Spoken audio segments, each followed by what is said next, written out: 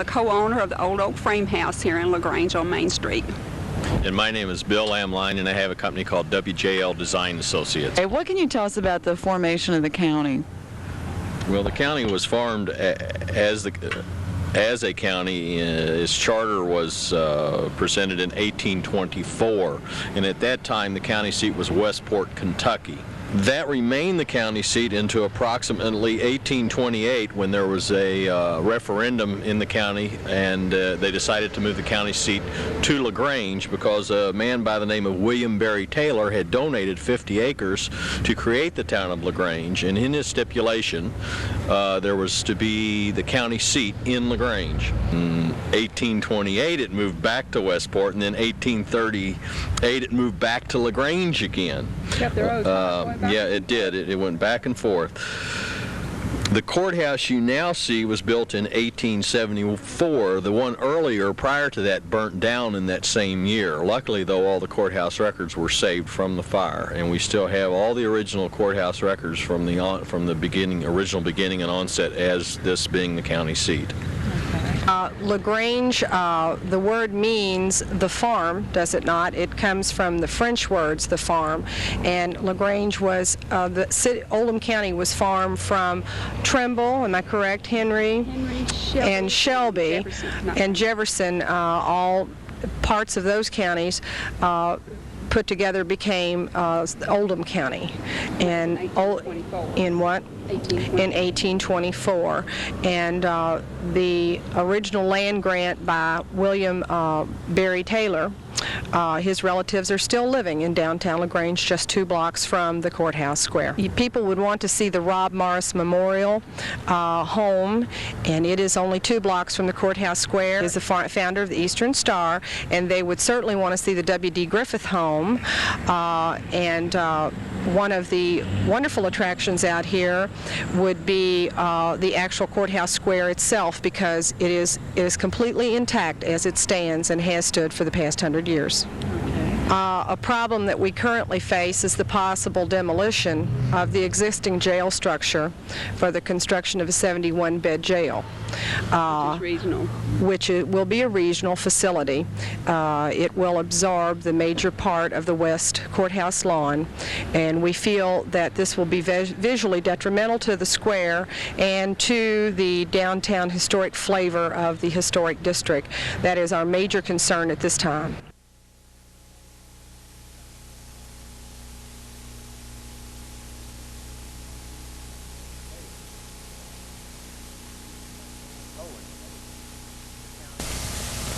Owenton, the county seat of Owen County. Owen County population 9,398. Area square miles 354. Rank 43rd. Owen County is located in the 4th Congressional District. To my left, we have a local historian who has graciously volunteered to answer some questions for us. Would you please introduce yourself? I'm Patricia Wolcott, and I've been living in Owen County about 8 years. Okay. What can you tell us about the formation of the county? Well, it was formed out of Gallatin, Henry, Scott, and Franklin in 1819, and the first county seat was at Hessler, which we call Hessler. It was called Hesslerville because that was the center of the county at that point. About 1820, they took a little more land from Gallatin County, and that moved the center of the county up, and so they moved the county seat to Owenton. Okay. How did it get its name, the county? Colonel Abraham Owen, who never lived in this county, he was from Shelby County, was in the Indian campaigns of 1790. He earned his colonelship at that point, and it was named for Colonel Abraham Owen. Okay. How old is the courthouse behind us? Well, this is the 3rd one that Owen County has had. The first one, of course, was log, and it was at Hessler. The second one was log, and it was here in Owenton. It was built in 1858, and the architect was W.E. Cook. It was just 1 room downstairs at that point, and in 1868 they added the 2 wings on each side. It's been renovated several times. Okay. Are there other historical events that took place in Owen County that you know of? Well, there were two Confederate camps here. Camp Marshall was at Lusby's Mill, and then there was one on Vallandingham's Farm, which is out the highway. This courthouse was also used as the Union headquarters during the Civil War. It's mostly farms, and it always has been. The Virginians came here because their land was depleted. Well, this is it is now an historic district. And of course, the courthouse has been on the National Register since 1977. We do have the jail that was built in 1878 that is in back of the courthouse, and we would hope that in the future our historical society could obtain the jail and make it into a museum. We would hope that, being a historic district, the architecture would draw people to the community. Can you tell us about that particular book you're holding on the history of Owen County? Yes, Dr. Thomas Clark wrote the introduction, and it is The History of Owen County, Kentucky by Miriam Sidebottom Houchins. She recently passed away, but it is one of the best county histories that have been written. It's complete. She had different people write certain segments, like the school teachers would write about the schools, and the ministers about the churches. And it was sort of a grassroots type thing. It is not a scholarly work. It's something that's very enjoyable to read, not just facts. I have a question. Why does it say Sweet Owen? You would ask that. I believe it was John Breckinridge, about 1850, when he came here on one of his campaign tours. He spoke from the balcony of one of our historic homes, and he coined the phrase Sweet Owen, and from then on everybody has called Owen County Sweet Owen. There is a little community called Sweet Owen. Okay. What can you tell us about, you had mentioned earlier, two colleges that had been established here? Colleges, of course, before the Civil War, let's say, as just a time frame, were what we would call high schools, higher education. There were two in Owen County, which is rather unusual, but these people, being Virginians, they took great stock in education. There was one Concord College at New Liberty, and there was one called Harrisburg Academy, which is out on the highway on the way to Sparta. And they closed down, probably 1870s. There were no more colleges. But this was also a community of one-room schoolhouses. There were probably, 100 one-room schoolhouses up into the 1900s here. And for that reason, there are many, many teachers. People are either farmers or teachers here. What about churches in the county? That's it. This is a basically Baptist area, and there always have been and are now many Baptist churches. Very early one was in New Liberty, the Baptist Church of the Twins, and it was established in 1801. There was one at Mountain Island, which incidentally, we also have a book on the Mountain Island Church, which is no more. There is no church there now. There is a very interesting story connected with Mountain Island. The man who owned the property left it to his slaves.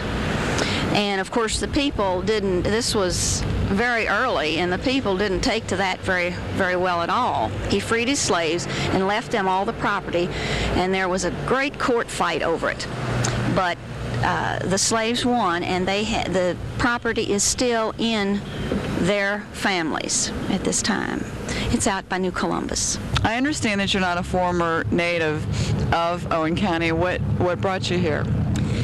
Well, my husband and I have always wanted to have a farm, and he was a salesman with a steel company in Newport. When it closed, he decided that he just sort of do his thing on the farm, and so we moved here, and we have thoroughly enjoyed it.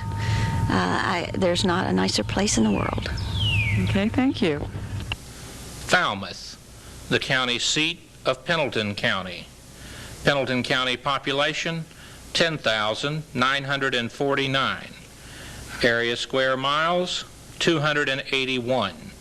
Rank, 74th. Pendleton County is located in the 4th Congressional District.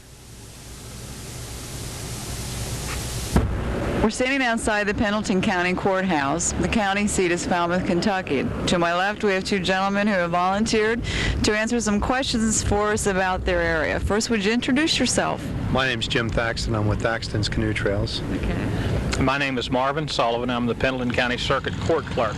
Okay. Marvin, what can you tell us about the courthouse itself, how it functions? Our courthouse has I think, a very interesting history. A lot of our records, and I'm trying to do a little bit more indexing and things that'll make it more accessible and easier for people to come in and actually look at records. Some of the earliest ones are 1809, and these are records that you can still, open up and look, and these are the exact writings of, the clerks that were back then. The courthouse itself, as it stands there, was erected in 1884. Now, from what I understand, there was an earlier building that went back even before that, but the courthouse itself it was erected in 1884, and then in 1975 we had another annex that's where my office is now.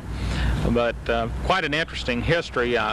We were talking earlier about, I can now understand, I was a former English teacher, and I can now understand a little bit, the influence that the Virginian colonies had on Kentucky, and you can see it in the records, and there's some interesting stories that I'm working on. I hope to get them all together one of these days. Okay. Pendleton County was formed in 1798 from parts of Bracken and Campbell County, and our records in the courthouse are fairly accurate from about 1808 on up.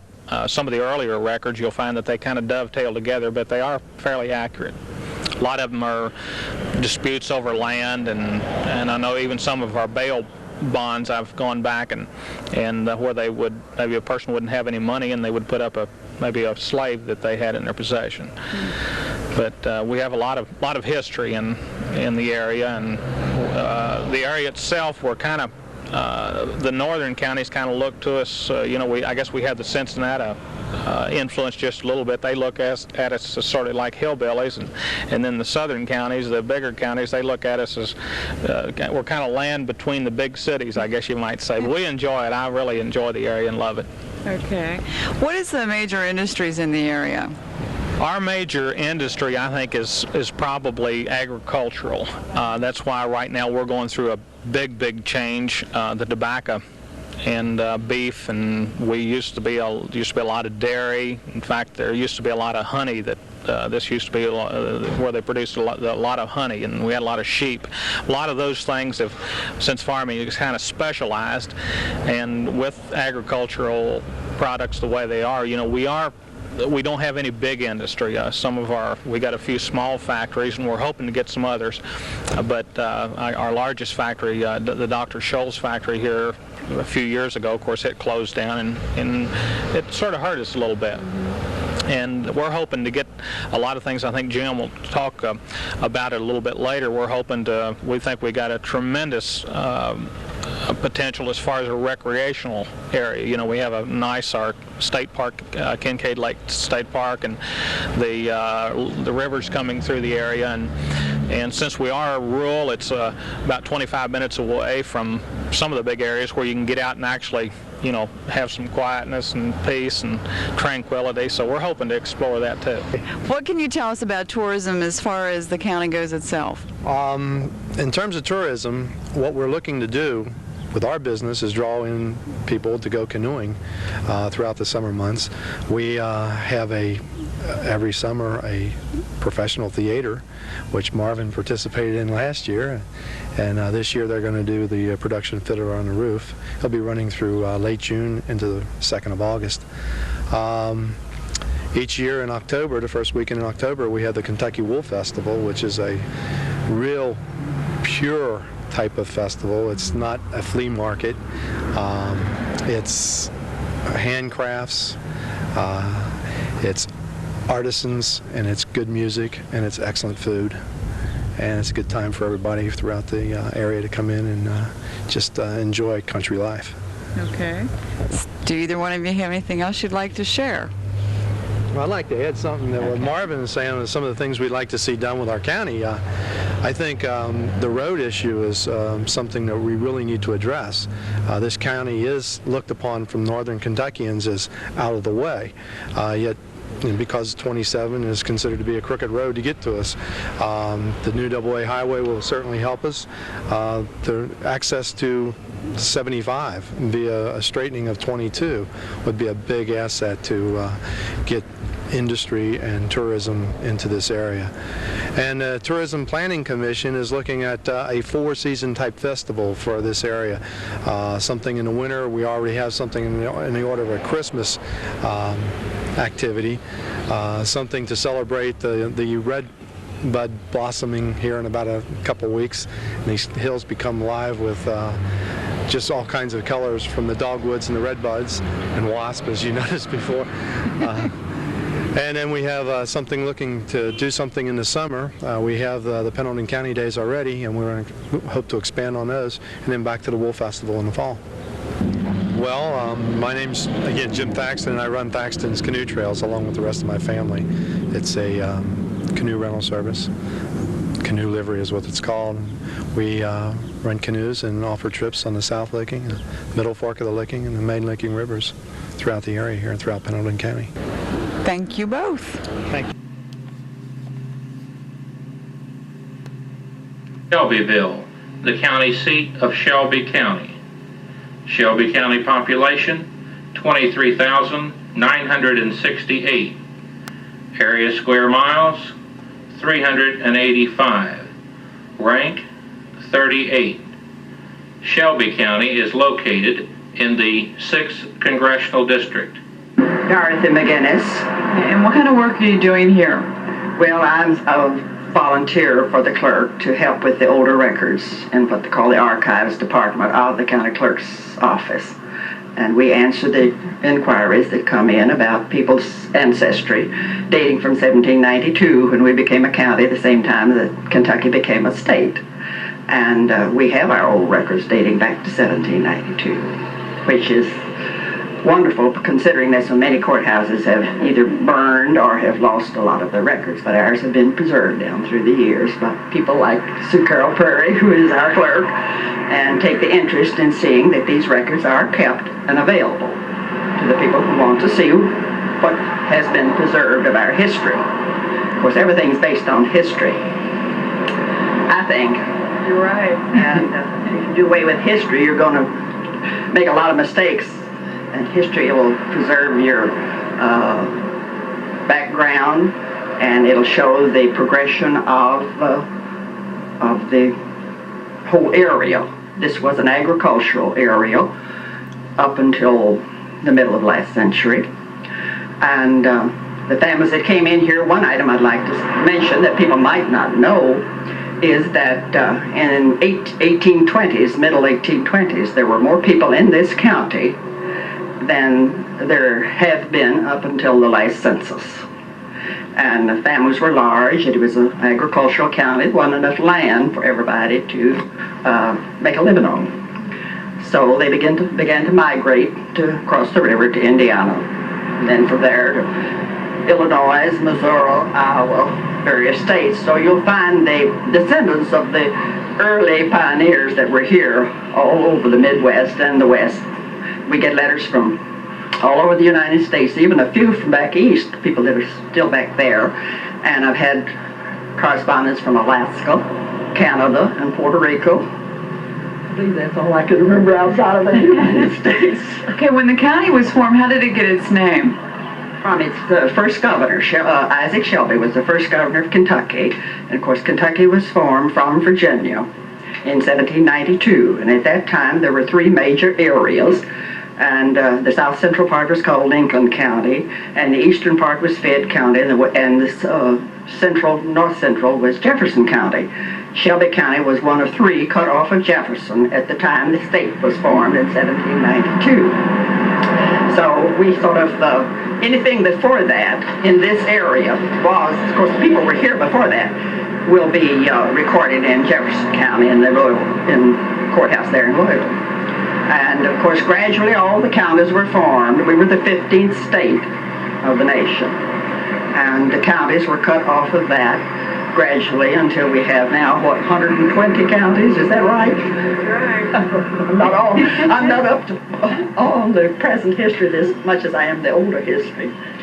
And it was a pioneer time, and it was a rough time. The Boones were here, and they set up the Boone Station out here on the creek just north of town, but Indians still harassed them, and so they had to close the station, and they moved the people from that station down into Jefferson County to the Beargrass Station. But it didn't deter people from coming across the mountains or down the river from Pennsylvania, and that's where my ancestors came from. It's from Virginia and Pennsylvania. Do you want to add anything? How about introducing yourself? I'm Sue Carol Perry, and I'm the county clerk in Shelby County, and Dorothy, I'm just real fortunate to have her because, like she said, she's a volunteer, and most all of it has got to be in her head. I mean, you just heard her. I didn't know half of the stuff she just told us. What do you want to know? She takes care of all the current business, and you know what that is. It is really, it just swallows you when you get in there, the paperwork and the computers and all of that. So I'd rather do what I'm doing than what she does. Let me ask you about, maybe we can pull these two bits of information together. We're trying to help each county promote tourism, and also I understand that there's a particular facility here in the county. Could you tell us about that, as well as what people would like to come and see in the county as a tourist site? We're very fortunate that we have a drawing card with the Wakefield Scarce Gallery that is located in the old Science Hill Girls School that was established in 1825 by the Tevis family, and then carried on by the Pointer family until 1936 when it was closed. It is a lovely gallery and has gorgeous antiques from all over, especially from England. And people come here when they have the Christmas showing every winter for in bus loads and car loads and so forth. So that adds a lot to the county's income and its publicity too. So we feel like that is one reason we want to preserve as much of the history of the county, because when they come they say what a beautiful town this is, and they like the dogwoods that have been planted by former mayor, and they like the old buildings, and they like to see them preserved. And so we're trying to get people more interested in keeping the old buildings instead of tearing them down and putting up something modern that won't last nearly as long as these old buildings have lasted. You know, Shelby County has always been really thought of as a farming county. I don't know if we still are, but at one time I think we were the biggest milk producing county. But in the last 10 or 12 years, we've had a lot of small factories to pop up. We have an industrial foundation, and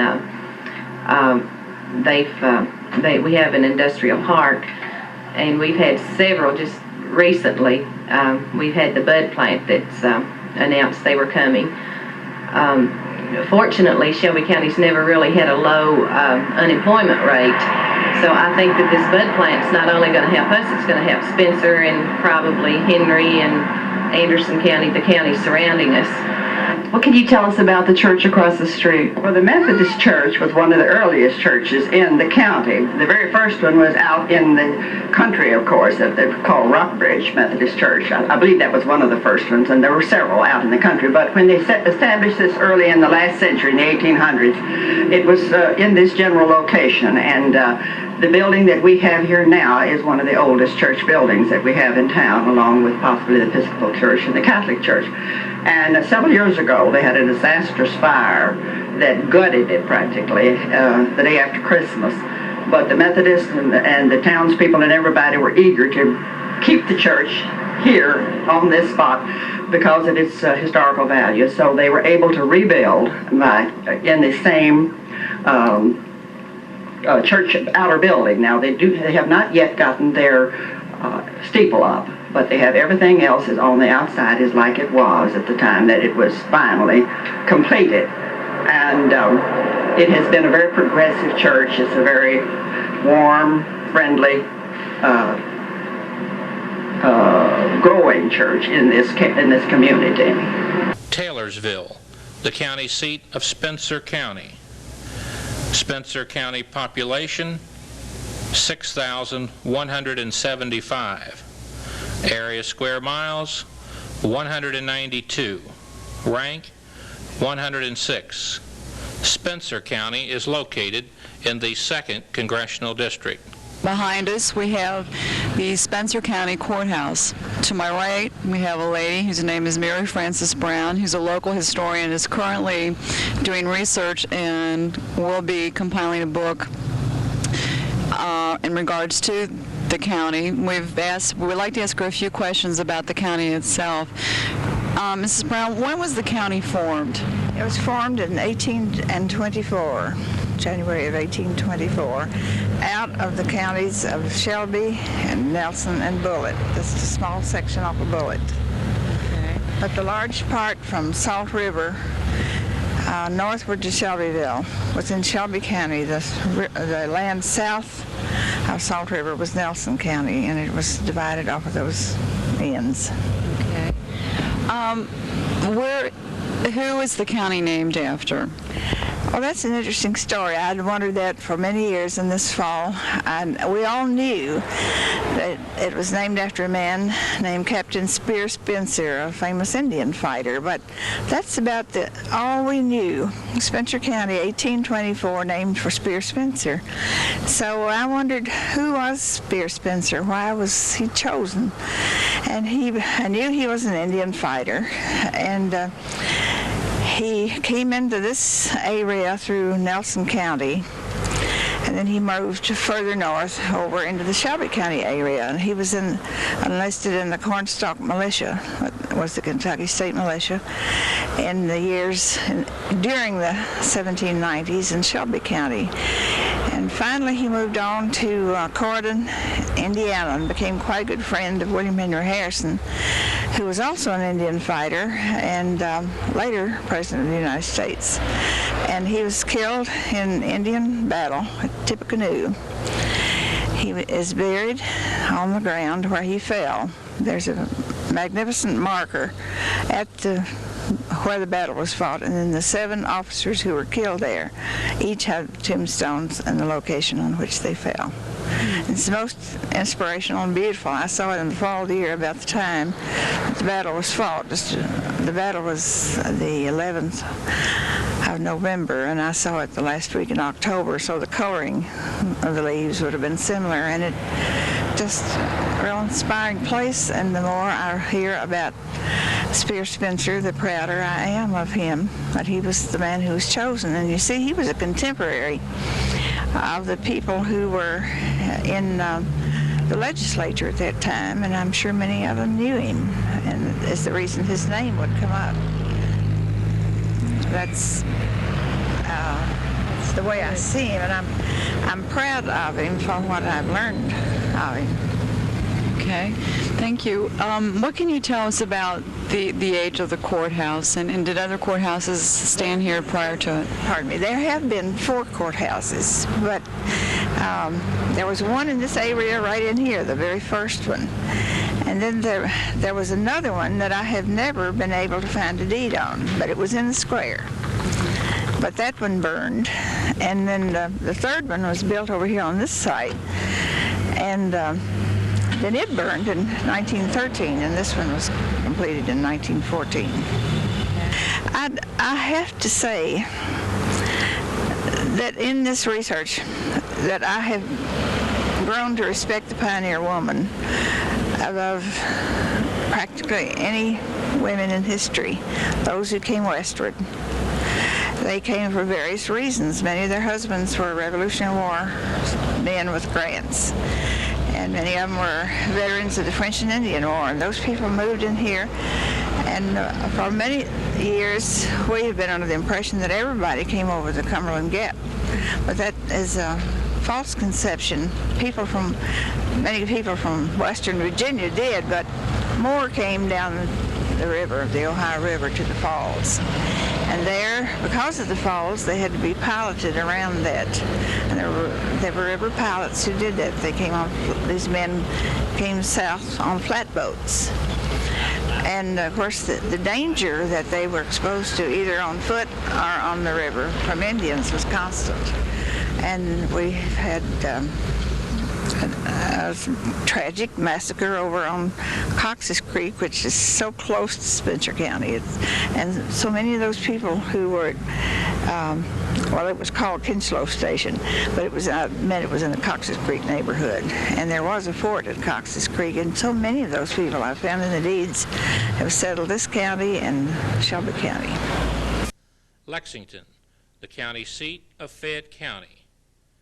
Fayette County population, 212,068. Area square miles, 285. Fayette County is located in the 6th Congressional District. Mr. Cooper, what do you do in Lexington? I'm the curator of modern political manuscripts at the University of Kentucky Library, and also teach a course each semester in Kentucky history. Okay. What can you tell us about the formation of Fayette County? Well, this place was actually named before it was settled. In the spring of 1775, a group of explorers and hunters from Pennsylvania camped nearby here. While they were here, they received word of the Battle of Lexington in Massachusetts in the American Revolution. So they decided that this place should be named Lexington. It wasn't until 4 years later that there is actually what you would call a permanent settlement here. In April of 1779, Robert Patterson, who was an ensign in the militia at Fort Herod, was ordered by the Virginia government to bring 25 people and establish an outpost or a garrison somewhere north of the Kentucky River. They selected this site. As a matter of fact, erected the first blockhouse and later a fort just down the street here from us at the corner of what is now Mill and Main. And that was the permanent origins of Lexington. Okay. What can you tell us about the courthouse itself? It was patterned somewhat after the earlier forts that had been built in Kentucky already, some of which have been reconstructed, the one at Fort Herod, the one at Boonesboro, and so forth. In the very beginning, because of Indian problems and so forth, most of the inhabitants lived within the stockade, although that would quickly change and dwellings would begin to be built around the perimeter. Okay. What other historical pieces could you share with us about historical figures of the past? If I could deter you a moment, I should have mentioned really in talking about the formation of Lexington that the town is actually formed before the county. It was not until 1780, the next year after the founding of Lexington, that Fayette County was established. And that originally, well, since 1776, all of what we now know as Kentucky, with the exception of the Jackson Purchase, which was added later, was Kentucky County, a one-county unit for administrative purposes of Virginia. In 1780, the Virginia Assembly divided Kentucky into 3 counties, Fayette, Lincoln, and Jefferson. Fayette, at that time, encompassed about 1/3 of what is now the entire state, everything north and east of the Kentucky River. And the county was named Fayette after the Marquis de Lafayette, who was the most influential and dedicated French supporter of the Americans in the Revolution. Of course, you have the ones which are well known, like Henry Clay, who spent 50 years in political service in the House of Representatives and the United States Senate as Secretary of State, was a candidate for president 3 times. You have people like John Breckinridge, whose statue stands across the way. He was vice president under President Buchanan, then a candidate for president in 1860 on the Southern Democratic ticket. But some of the more interesting people are really some of the lesser known, I think. People like John McKinney, who was a school teacher on this site where the courthouse is now, as early as 1783. There's a little marker over there, I think, indicating there was a schoolhouse there. McKinney is probably better known as Wildcat McKinney, because sometime in the 1780s, when he was getting ready to open school for the day, a wildcat came in the door of his schoolroom and attacked him. And he proceeded to wrestle with the wildcat and strangled it. And when help finally arrived, the wildcat was dead, but its claws and teeth were still embedded in McKinney. And the story is, and I'm sure it may be apocryphal, but the story is that McKinney was so shaken by the incident that he decided to dismiss school for that day. There are people like Constantine Rafinesque, who's well known among scientists, but not among the general public, who was a professor of natural sciences at Transylvania University. A very eccentric individual, but one who contributed immensely to the botanical and the zoological information at that time.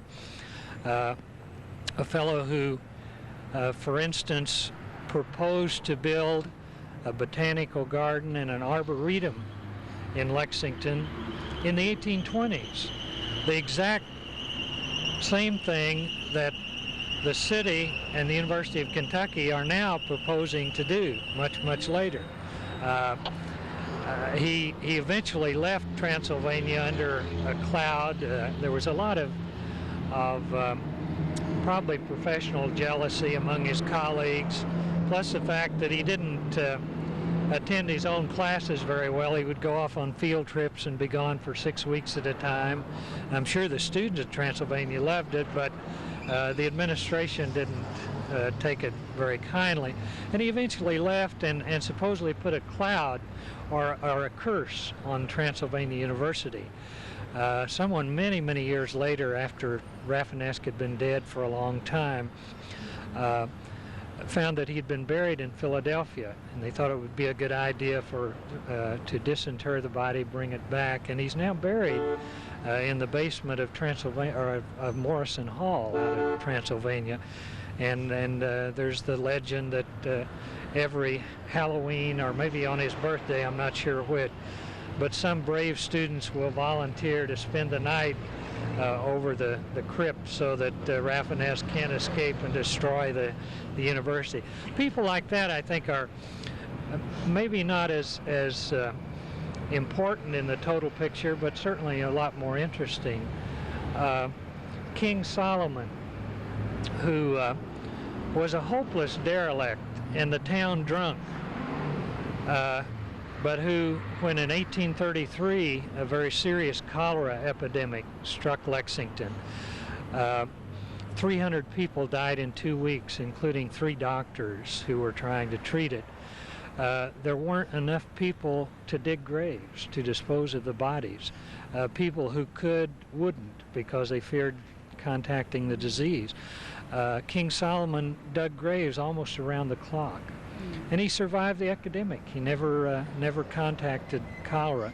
Many years later, a fine tombstone was erected to him in the Lexington Cemetery because of his services. People like that, I think, make every county and city of this size are going to have their fair share of prominent people who are well known. But I think it's the thing that makes Lexington and Fayette County's history so rich, the fact that they have a lot of characters like the ones that I've just mentioned, who after all were common individuals, but who made the community and the society more unique. That tourism, of course, is one of our major industries here. I probably should have mentioned that when we were talking about the economy. To start right here in Lexington, within easy walking distance, you can absorb some of the magnificent history of the town and of the county. You can get an interesting contrast between the new and the old. For instance, we're standing here by the newest building, the Bank of Lexington. 2 blocks north of here is Gratz Park, which at one time was a part of the Transylvania University campus. Benjamin Gratz gave that lot to the college. In fact, it was originally called the Little College Lot. But around that, the perimeter of Gratz Park there are magnificent examples of antebellum architecture in homes, both the Federal and the Georgian style. You have the Hunt Morgan House, you have the Bodley House, which served as a headquarters of the Union Army during the Civil War when they occupied Lexington. You have the Gratz home. Benjamin Gratz was one of the early residents of Lexington. In fact, I believe the first millionaire in Kentucky. He came from Philadelphia, was a merchant. Further on, Transylvania University, founded in 1780, the oldest college west of the Allegheny Mountains. And on the Transylvania campus, there is the Robert Patterson Cabin, the fellow we spoke of who founded Lexington. We have there at one time, Transylvania had one of the finest medical schools in the country.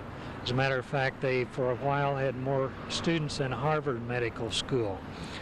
And they have in the library at Transylvania much of the old medical school library and the medical apparatus and equipment which they used in the school. Morrison Hall on the Transylvania University campus is an interesting historical building.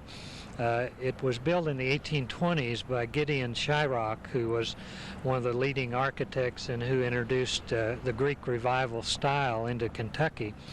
And it's interesting to note that for his services as an architect, he was paid in land. Transylvania University owned some land, I think, in what is now Franklin County, which they paid him for his services. And when the building was finished, he gave the college a guarantee for 17 years. And the building is done considerably better than that. But the whole area north of the downtown, around Gratz Park, on North Broadway, and in the other direction south of downtown on South Mill and Upper Street, is shrouded in history. Fortunately, there has been a strong historic commission, the Bluegrass Trust, which have been involved in saving historic structures. They haven't saved them all. They haven't saved a lot of them that they would have liked to. But I think it's been a decent compromise between the old and the new, and we have preserved some of our history here, which I think is fortunate. Okay. Is there anything that you would like to say yourself about Fayette County? Well, of course, there are outside of Lexington, there are a number of things that are of interest. Not far south of here is Walnut Hill Presbyterian Church, which is the oldest Presbyterian church still standing in the state. It was built in 1801. While we're talking about churches, one thing which interests me, in Lexington, you have 2 black churches that were established in 1790. Now, I'm talking about all black churches established in 1790, which made them the 5th and 6th oldest black churches in the entire United States. And those are churches that are still in existence. Pleasant Green, which is now in West Maxwell, and the first African Baptist, which is down this way, I believe, on the corner of Short and DeWeese. At one time, about 1850, the first African Baptist was the largest church in Kentucky, black or white. It was pastored by a man named Landon Farrell, who was a free black. And they had 1,800 members in 1850, largest church in the state. Of course, for people who are interested in horses, and that's a large part of the tourism, we have the horse park north between here and Georgetown, which depicts the entire history of the horse. We have many horse farms. You can go in any direction and see horse farms, some of which are open to the public. We have Keeneland Racetrack, which is really, I think, unique among racetracks in America. For the trotting fans, there's Red Mile here within the city. This area has always been very steeped in racing. In fact, the original racetrack in Lexington was down Broadway, which at that time was just a hardened piece of earth which had been trampled down by the buffaloes going back and forth, the old buffalo trace between here and the Salt Licks up at Maysville, near Maysville. And very shortly after settlement, they were having horse races on that course. The Ashland, of course, Henry Clay's home, which doesn't look today as it originally did. It was rebuilt in the 1850s after Clay died, but that's a major tourist attraction. And I'm sure there are many others which I slip my mind now, but those are some of them. I think they're worth seeing. For those who are of a more modern bent, athletics, very rich in tradition, of course. Rupp Arena right down the way here, Memorial Coliseum out on the university campus where some of the great Adolph Rupp teams played. And for those who like the new things, we have those too, with the new festival market here and Triangle Park and the Victorian Square shops, which are new but which are in an old preserved block of buildings, which makes it somewhat unique and interesting. This is the fifth courthouse of Fayette County, the fourth one on this exact same site. Now the first courthouse was constructed in 1782. It was a two-story log structure which sat at the corner of Broadway and Main. There's some discrepancy. Some sources say it was at the northwest corner, some say at the northeast corner. But at any rate, it was in that general area. By 1888, however, the county had grown to the point where they needed a bigger courthouse, and they moved to the present site, and a two-story stone building was erected. I've forgotten the exact dates, but that did not last for a great many years until it was replaced by a three-story brick structure. I believe about 1806 is when that courthouse was built. That was the third one. That remained until the 1880s. And then it was replaced by a larger stone structure, which did not look a great deal unlike the one we have today.